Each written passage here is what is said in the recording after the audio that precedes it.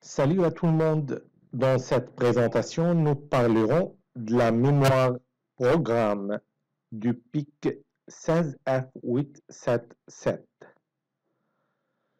Tout d'abord, nous rappelons qu'un système à base de microprocesseurs est formé des trois éléments. Une unité CPU, Central Processing Unit, une mémoire RAM et ROM, et des portes d'entrée-sortie. Les trois modules sont interconnectés comme le montre la figure suivante autour des trois bus. Bus de données, bus d'adresse et bus de contrôle et commande. En outre, il y a deux grandes familles d'architecture des processeurs. La famille von Neumann et la famille Harvard. L'architecture Harvard est l'architecture utilisée dans les microcontrôleurs, notamment le PIC des microchips.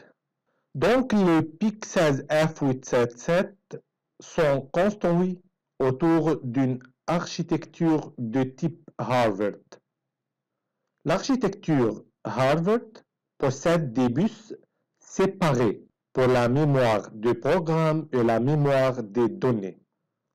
Donc, lorsqu'on utilise une architecture Harvard, les mots de programme peuvent avoir un nombre de bits différent de celle des mots de la mémoire des données et des registres. Par exemple, il peut y avoir des instructions de 14 bits et des registres des données de 8 bits. L'autre famille d'architecture, la famille de type von Neumann, s'oppose à celle de Harvard car elle utilise une unique structure pour stocker à la fois le programme et les données. Le PIC 16F877 contient trois types de mémoire. La mémoire RAM, C, ou la mémoire des données, la mémoire programme et la mémoire EEPROM des données. Notre objectif dans cette présentation est sur la mémoire programme. La mémoire programme est de type EEPROM, flash de 8 kilo de 14 bits. Donc on a 8 fois 1000, c'est-à-dire 8 kilo. Chaque mot est de 14 bits. C'est dans la mémoire programme qu'est stocké le programme du PIC. Cette mémoire contient toutes les instructions que doit effectuer le microcontrôleur. L'avantage de cette mémoire, c'est qu'on peut l'effacer et la réécrire facilement. Elle utilise un mécanisme de pagination. Donc on a ici plusieurs pages. Comme le montre la figure ci-contre, la mémoire est divisée en plusieurs blocs. Elle contient 4 pages.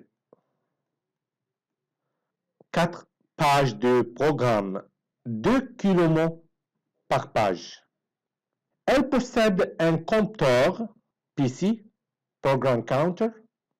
C'est un compteur de programme de 13 bits, ce qui permet l'adressage de 8 kilo, donc 8000 instructions.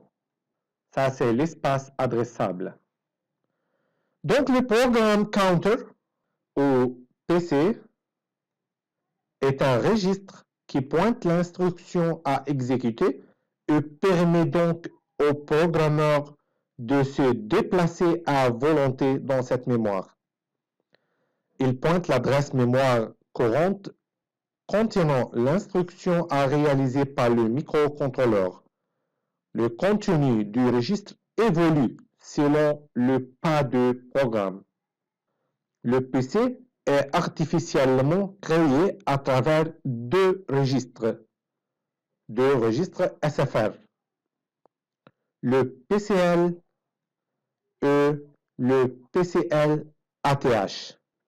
La partie basse de l'adresse se trouve dans le registre PCL, alors que la partie haute de B8 à B12 se trouve dans le registre PCH.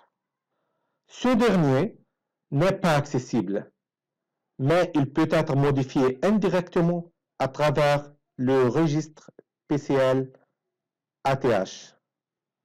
PCL est un registre à lecture-écriture, alors que PCL ATH est uniquement en écriture. En plus, dans la mémoire programme, il y a deux adresses réservées. Le vecteur du reset est toujours placé à l'adresse 0, donc ici. C'est l'adresse de début du programme. Il y a aussi le vecteur d'interruption qui est placé à l'adresse 04 ici. C'est l'adresse de début du sous-programme d'interruption.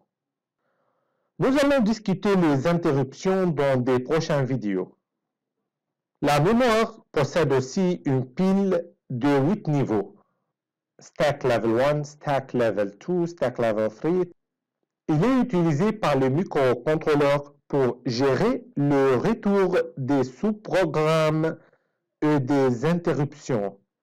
Donc utilisé pour le sauvegarde des adresses de retour suite aux appels de sous-programmes.